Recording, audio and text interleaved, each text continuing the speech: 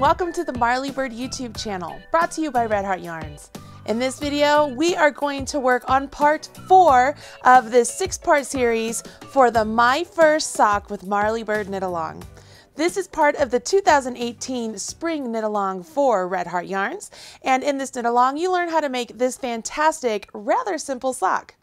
So far, we have learned how to do the cuff, how to do the leg, and how to do the heel flap. And now we're really to the heart of the sock. The next part of this sock is where we will learn how to do the heel turn and the gusset. The instructions for this next section can be found in the link provided in the video description box right down there below. While you're down there, go ahead and smash that like button, as my kids say, to let people know you enjoyed this video. Now, I am going to tell you, it is very, very important that you have your homework done up to this point and really follow along with me as I walk you through step by step how to do the heel turn and the gusset. I will provide as many tips and tricks as I have up my sleeve for you to get through this heart of the sock, this meat of the sock, because once you get past this, it is smooth sailing, you guys. So grab your homework, get your pattern, join me back here. We're going to jump right on in.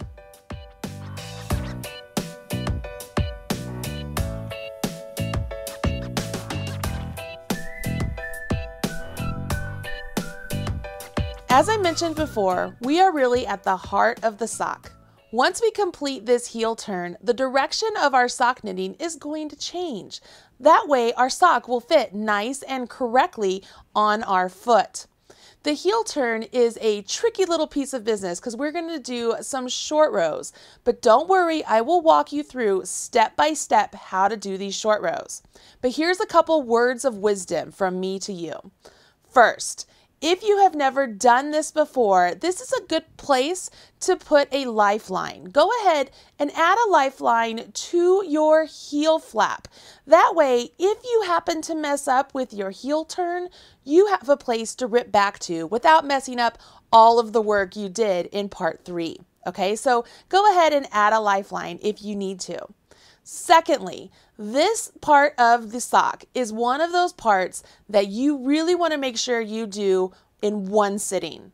This isn't something that you can get started with and put down and maybe work on later on after dinner.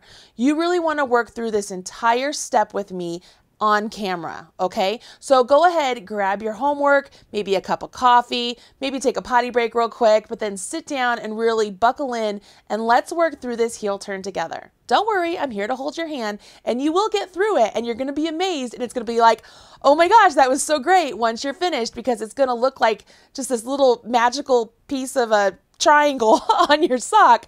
And I know you can do it, but I just want to make sure it's as easy as possible for you. And the best way to do that is for you to do it all in one sitting. Okay, so you got that? Make sure you add a lifeline if you've never done this before. And secondly, if you are ready to get started, make sure you do it all in one sitting.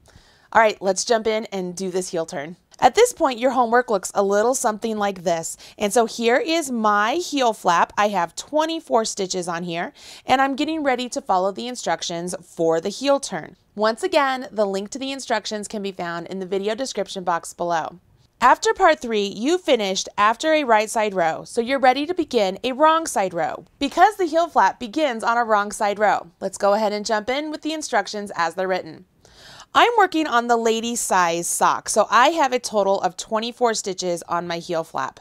And you'll see that I'm beginning on my wrong side row, and I start off with a purl 13. I'm no longer maintaining the 3-stitch garter stitch that we did on the heel flap. I am completely purling all 13 of these stitches.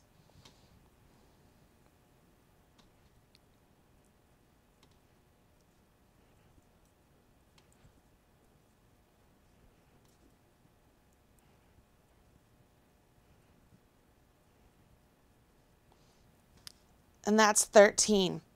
Now that I have purled 13, I want to go ahead and do a purl 2 together. So I'll take my needle and put it in between those next, or put it into those next 2 stitches and purl those 2 stitches together. Now that I've done that decrease, I need to purl 1 past that decrease. Now, here's where the short rows begin. Are you ready?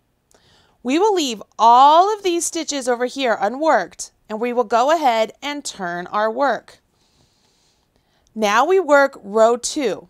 Row 2 has us begin by slipping that first stitch as if to purl with my yarn and back.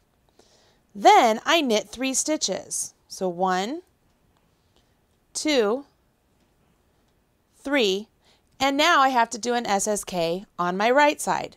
So I do a slip, take my left hand needle, put it in the front leg of those 2 slip stitches, and knit them together. So that's my decrease on the right side, and I have 1 stitch past my decrease. Just like we did over here, we're going to leave all of these stitches unworked and turn our work. What we've done so far is set up our base, and now we're going to begin to work our short rows, increasing 1 stitch every time we turn our work. We'll have 1 more stitch that we're actually working into. Let me show you what I mean. I've turned my work. Let's go ahead and move on to row 3. Row 3 has us begin by slipping our first stitch as if to purl with our yarn in front. And then we are going to purl to within 1 stitch of the gap. Now, what is the gap, you might be asking? Well, let me get to it. As you're purling across, you will come to the point at which you did your turn, and that is the gap I'm speaking of. The purl 2 together we're getting ready to do will actually close this gap, okay? So let's go ahead and do our purl 2 together, and it closes that gap. Then you have to purl 1 stitch past that gap, and we're going to leave all of those unworked again, and we will turn our work.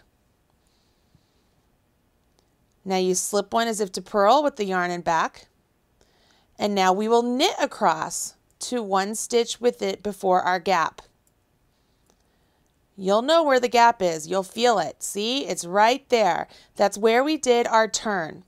So on this side, on our right side, when we do the SSK, that's going to close our gap. So we slip a stitch as if to knit, slip a stitch as if to knit, take our left hand needle, put it in the front leg of those 2 stitches, and knit them together. Now we'll knit 1 stitch past that decrease and turn. With our yarn in front, we will slip that first stitch and then purl across to within 1 stitch of the gap.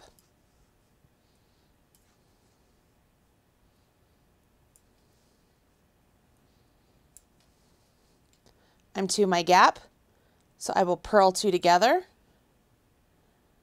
and then purl 1 past that purl 2 together. Turn my work. Slip the first stitch as if to purl with the yarn in back. I will knit to within 1 stitch of my gap.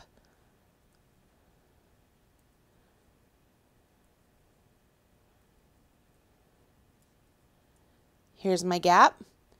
I will close my gap with the SSK and then knit 1 and turn my work. I will continue to do this until I have no more gaps to close, okay? And as you're doing this, you're going to notice you're starting to get a nice triangle at the bottom of the heel flap. So this heel turn, we're creating a nice little triangle. And that's where your heel is going to sit. Here's our gap. I will purl 2 together because I'm on my wrong side. Purl 1 stitch past my gap and turn. I'm to the right side. I slip the first one with the yarn and back. I will knit over to within 1 stitch of my gap.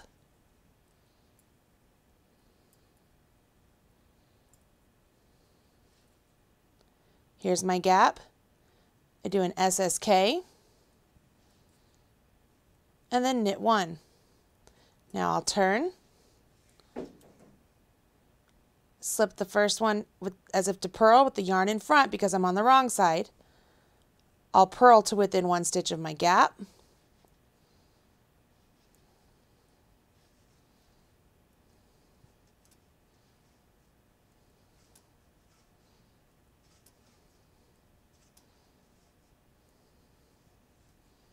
Here's my gap.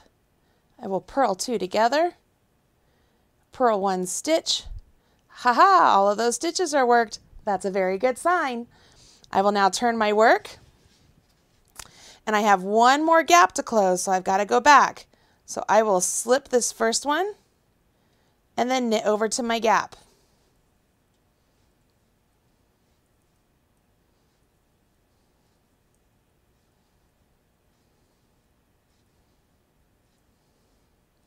When I get to my gap, I will work my SSK just as before.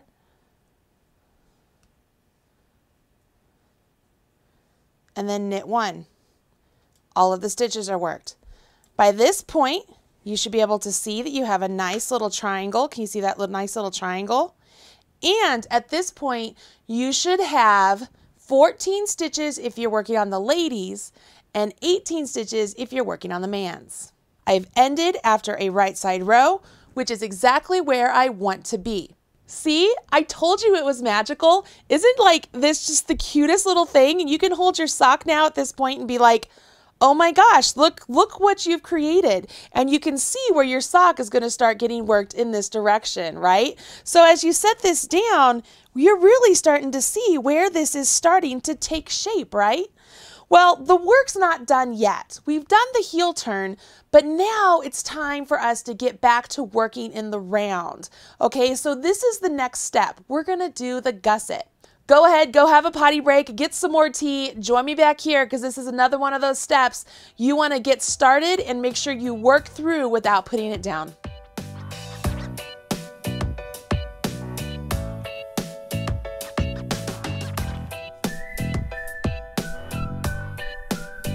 Okay, the fun of just working with 2 needles is over. It's time for us to get back to working in the round.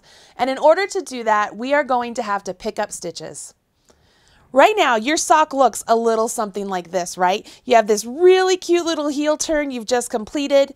You have your stitches for the top of your foot still hanging out up there, just kind of being like, doo-doo-doo, I'm waiting for you. But we have all of this empty space over here. This empty space is where we are going to have to pick up stitches so that way we can begin working the gusset of our sock.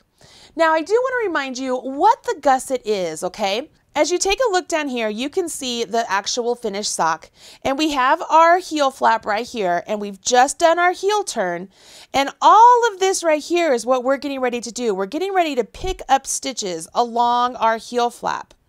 When we do that, we are going to have more stitches on our needles than we cast on. So in order for us to get back to the number of stitches we cast on, we have to do a series of decreases at this join point to make sure this needle and this needle get back to the same number of stitches as this needle and this needle. Okay, let's go ahead and take a look at our actual sample homework, okay? The first thing we need to do is take our heel stitches and separate them onto 2 needles.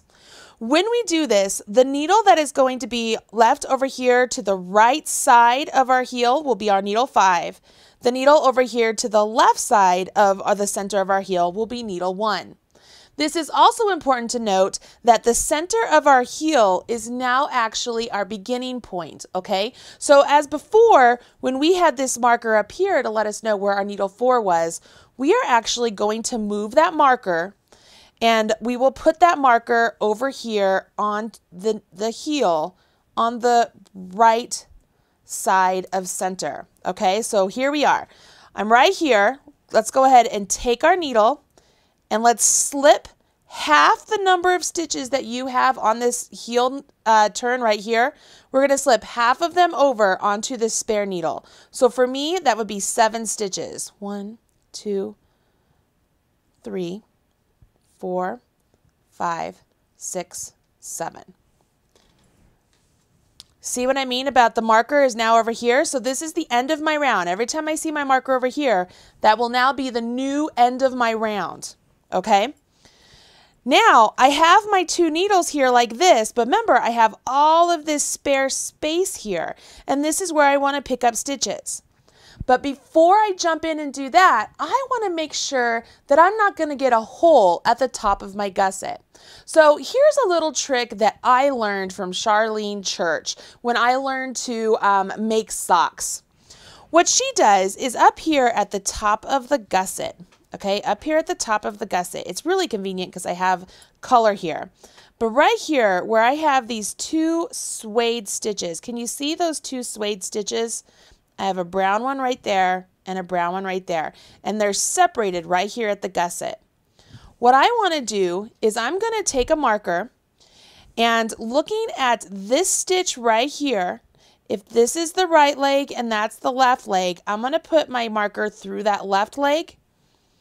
And then looking at that stitch right there, if that's the left leg and that's the right leg, I want to also put this marker through that right leg. I'm going to button this up so you can see what I've done. I've put my marker through 2 stitches right there, okay, through the leg of 2 stitches. What will happen is when I get up to this point, I'm actually going to put those 2 legs of those 2 stitches on my needle, okay? I want to do the same thing over here at the top of the gusset on this side as well. I'll grab another marker,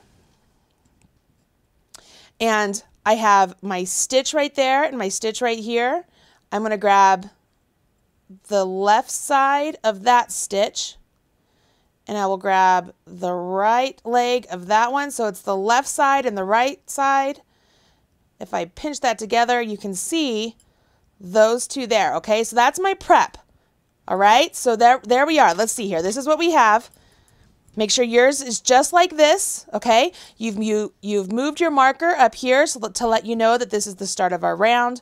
You've separated your heel turn stitches onto 2 needles, and you have marked 2 stitches up here at the top of the gusset. Now it's time to pick up stitches. When you pick up and knit stitches, it's really not that difficult because we have done this really great garter stitch edge to our heel flap. So what we want to do is be consistent in where we pick up stitches. If we pick up stitches between each one of those ridges, we should be able to get 12 stitches because that's what we want if you're working on the ladies. You want to pick up 16 stitches if you're working on the men's. One way to pick up stitches is to simply stick your needle directly into one of the stitches, whether you pick up 1 leg or if you pick up 2 legs, whatever you do, just be consistent about it. Yarn over your needle and then pull that through. You can also use another needle. Find where you want to pick up that stitch. So let's say I want to pick up my stitch right there. Now I can say, okay, let's treat that as if it's a stitch on my left-hand needle. Go ahead and take this needle and go into it, right? So it's just like I'm knitting that stitch off of my left-hand needle. And I could do that all the way up, okay? So let's see here. Let's do this again so you can see. I'm going to go between these 2 garter stitches. I'm putting my needle in. So now I have a stitch on my needle. I'll take my right hand needle now, this is the one I want my stitches on, and I'm going to just knit that stitch. You see how that works? I will go in and then knit that stitch. In and then knit that stitch. In. Oop, I picked up 2 there, I just want 1. Because I want to be consistent. Whatever you do, just be consistent with it. And then knit that stitch. Can you see here where I have my initial 7 stitches from my heel turn, and I've started to pick up stitches, and I'm keeping it consistent by picking them up between each one of the garter stitches. Okay? So I usually like to pick up my stitches without any needle. I don't usually need it. So I'm just going to pick up stitches here. And I'm just going between the garter stitches, okay? Between each garter stitch until I get 12 stitches on here. Okay, so I've picked up 12 stitches, and it's time for me to come to where I've marked those 2 stitches, okay? And here's what I'm going to do. I am simply going to put those 2 stitches just like that. I'm going to put a stitch like that and a stitch like that. I'm just putting it right on my needle. That's all I'm going to do, okay? You see that? It's simply just resting on my needle. It's convenient that they happen to be a different color because I did stripes, but they're literally just going to rest on my needle. I'm not knitting them. I'm not doing anything else, okay? Now that I'm at the end of this needle, I can rotate and I will get these stitches that I've just been hanging out there since before the heel flap back into action. So I will continue on working my stockinette stitch along these stitches right here. If you were doing a pattern stitch, you could carry your pattern stitch down the top of your foot, and that's what you would do at this point. Totally up to you, but for me, I did stockinette and stripes, but I'm going to continue down the rest of my sock with just my plain linen color. I'm not going to do stripes down the top of my sock. Notice I rotated my work. I'm going to knit these stitches now. It's just like before, I'm just starting to get back into the round, but I've got to get those stitches prepared for me, okay? So I've turned my work, I'm knitting down this needle. I get down here to the very end, awesome, I'm done, and I rotate, and I don't have any stitches. That's okay, because that's the next step. We now need to pick up stitches along this side of the heel flap, okay? And the first part here is because we're at the top of the gusset, we're on this side, we were from the bottom and worked towards the top. Over here, we're at the top. So we're going to start off by placing those 2 stitches on my needle, those 2 stitches that I marked earlier. I'm just going to place them on my needle. Now I can go ahead and start picking up my 12 stitches again. So I will go into this side of the heel flap and pick up and knit a stitch. So there's 1, 2, 3, 4, 5, 6, 7, 8, 9, 10, 11, and 12. Let me get that 12th one. Once I get the 12, I'm down here where I meet up with my needle number 5, right? This is needle that I split my heel turn stitches on. So all I need to do is knit those stitches. I don't have to do anything else to them. I just have to knit them and get them all over here on this needle I just used to pick up those stitches. We can set this down and see what we have here. And look at that, we can see where we're starting to work in the round again. We have our marker right here letting us know this is our needle 4, so that is the end of our round every time we get over here and see our marker. We have stitches picked up along the side of our heel flap here. We have the 2 extra stitches up here, which we're going to deal with in the next section. We've worked across our stitches that were waiting for us the whole time. We have our 2 extra stitches over here also that we put on. We picked up our stitches along the heel flap on this side and worked the other half of our heel turn, and we're ready to work in the round. Congratulations, you have made it through the pick up round for the gusset. I knew you could do it, and I know that it's a little bit trying and a little bit of a challenge, but I promise you it will be worth it. Okay, you ready for this next step? There's only a couple things going on, and then you're going to be left to finish your homework. Whew, here we go.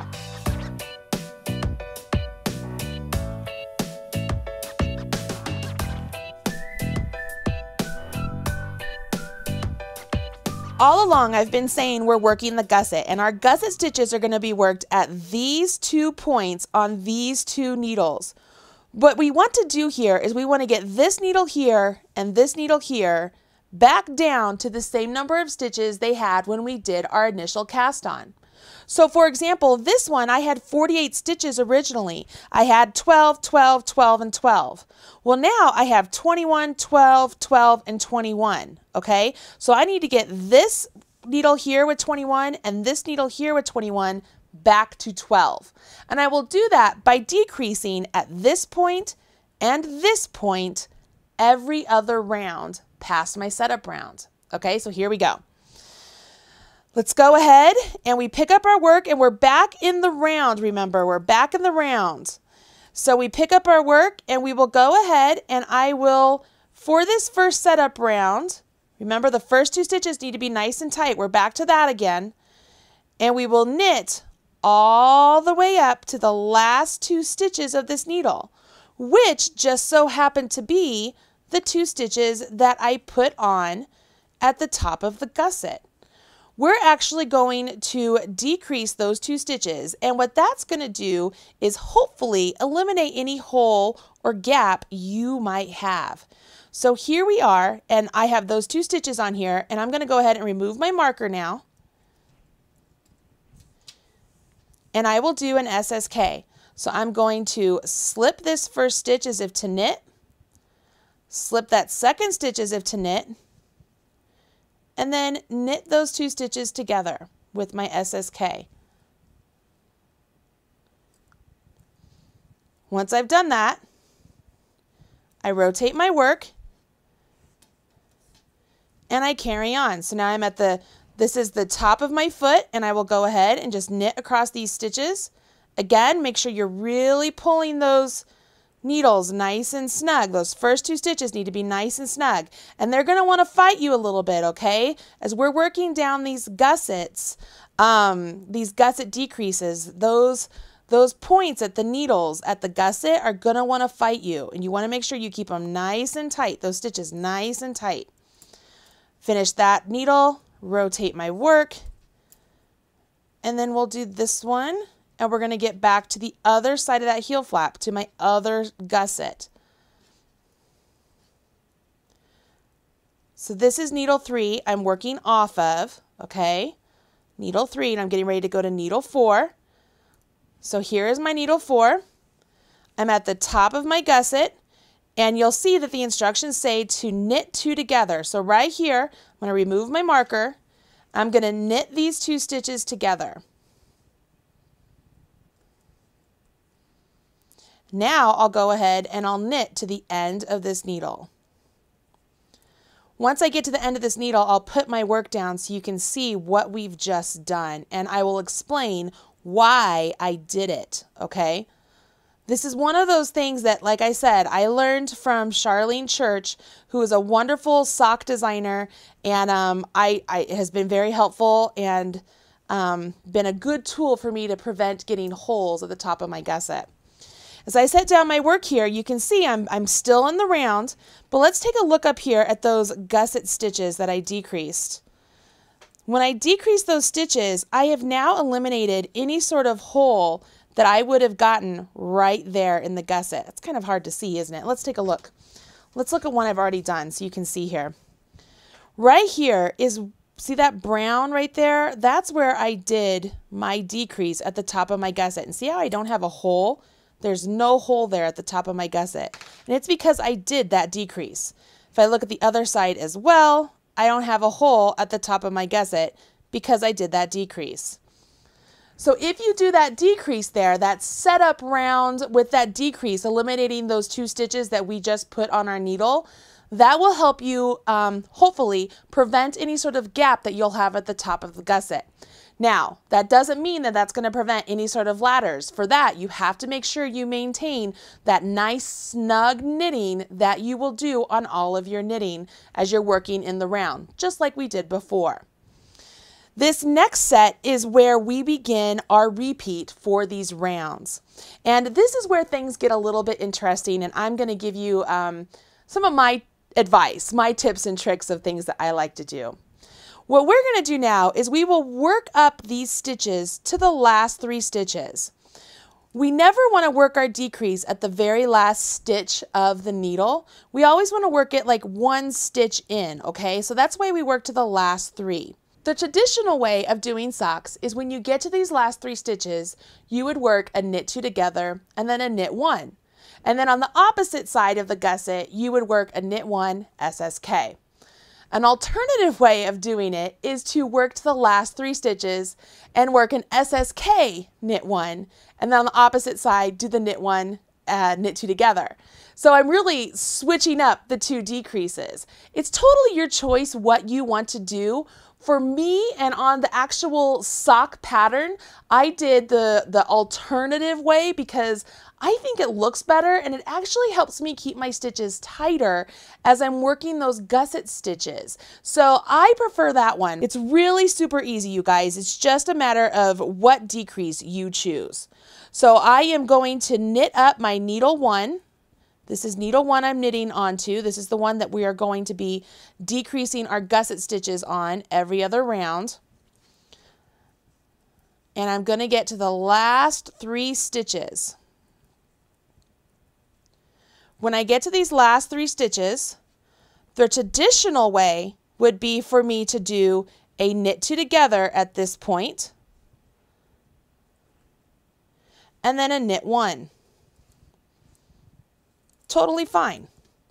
The non-traditional way would be for me to do an SSK and then a knit 1. You see what I mean? It's just a different decrease choice. Either one you want to do, just be consistent with it, okay?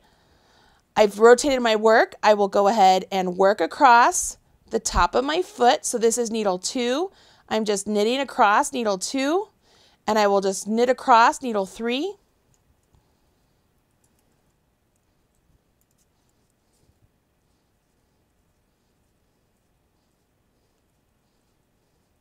When I get to the end of needle 3 and I rotate, I will be to my needle 4, and this is where we have to do our gusset shaping again. So right here, remember, I never want to do my shaping on this first stitch, so I always will knit that first one. Okay, so it's always knit the first one on needle 4, knit the last one on needle 1. Now, because I'm doing this the traditional, I would do an SSK. So I slip as if to knit, slip as if to knit, put my left needle into the front leg of those 2 stitches, and knit them together. If I was doing this alternative, this would be where I do my knit 2 together. Hopefully you understand what I'm saying when I say just you're switching up the decreases. It just depends on the look you're going for. Let me get to the end of this round here. See, I'm just knitting all the way down to the bottom again. And I'm going to set this down, and we're already beginning to get our shaping going right here. The next round, I will just knit the whole round without any shaping. You only do the shaping or the decreasing, okay? You only do the decreasing every other round. And you do that until your 2 needles, your needle 1 and your needle 4, get back to the same number of stitches as you had when you started. So for me, that would be 12 stitches and 12 stitches, okay? If you're working on the men's size, it would be 16 stitches and 16 stitches.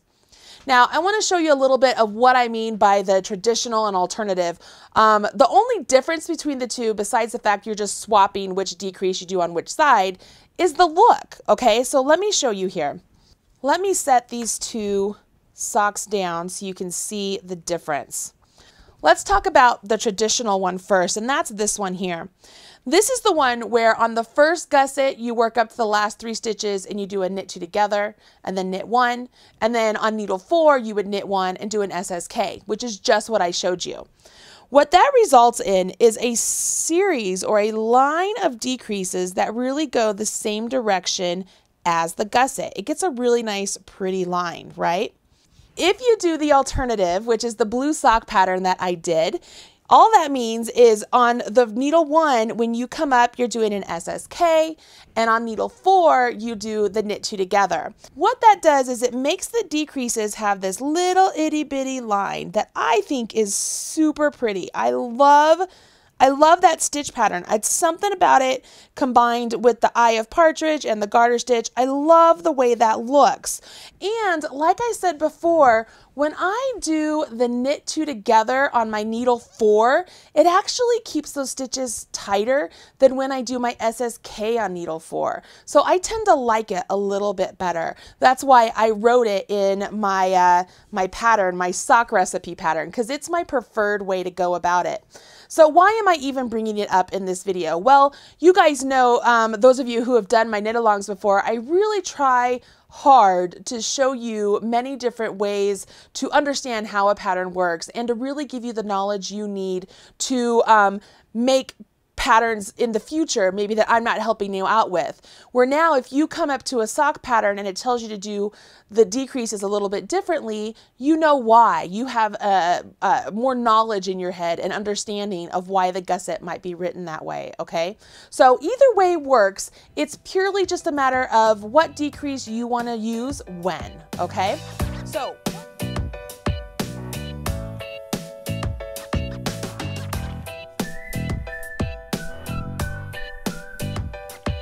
okay, let's talk about your homework. What I need you to do is get through all of your gusset decreases. That means I need you to decrease down every other round until you have the number of stitches that you cast on with. Once you've done that, your work is going to look a little something like this, whether you use the traditional decreases or if you use the alternative. Either way, you're going to get a really nice section of your sock where it's really looking like a sock. So much so that you could actually put this sock on your foot at this point to see how much further you've got to go. Once we get past this gusset decreases, we really are on the home stretch. This is going to take no time at all to finish, and you're just going to be super duper excited. Don't forget that if you're working on your second sock that you get that one with the heel turn and the gusset done as well, so that way you're ready to jump in to part 5 next week, and we're gonna have a lot of fun, guys. It's gonna go in no time. From this point on, it's just gonna be like zooming through. You're not gonna believe it. I'm so proud of you. Make sure if you work on your sock pattern and share it on social media, you use hashtag MarleyBird. I would love to be able to see your work in progress and smash your like button as well. I'm Marley Bird, proud spokesperson for Red Heart Yarns. Thanks.